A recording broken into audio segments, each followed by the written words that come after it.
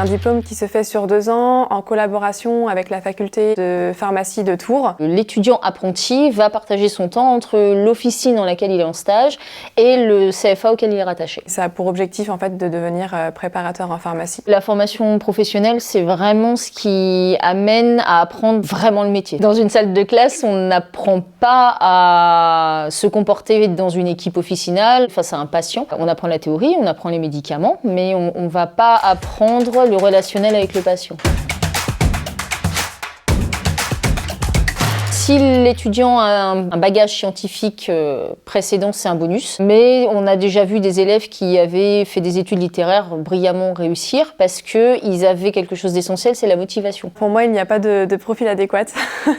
Il faut surtout être motivé, organisé. Il faut beaucoup de rigueur parce que ça demande beaucoup de travail personnel.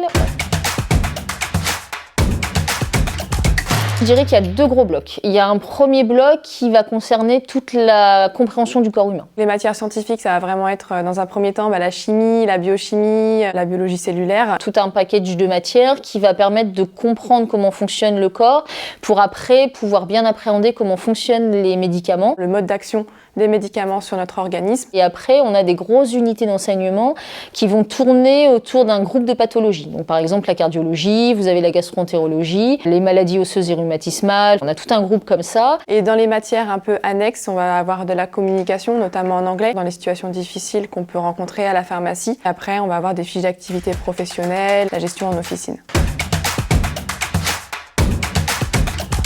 Il y a 4 semestres. L'étudiant doit valider tous ces semestres pour obtenir son diplôme. Pour les matières scientifiques, on va avoir du contrôle continu. À chaque fin de chapitre, on va avoir un contrôle. Et à la fin, on va avoir des partiels qui vont durer une journée. Les partiels ne concernent pas toutes les matières. Ils concernent les matières que le CFA partage avec la faculté de pharmacie de Tours. Pour ces matières-là, la note finale est partagée à 50-50 entre le contrôle continu qui est fait tout au long du semestre et un examen final, un partiel, qui est fait à la fin du semestre. Par la suite, pour les matières annexes, ça peut être soit sous forme de dossier. Pour les fiches d'activité professionnelle, on va commenter en fait une ordonnance et on peut avoir des oraux, par exemple en anglais ou en communication.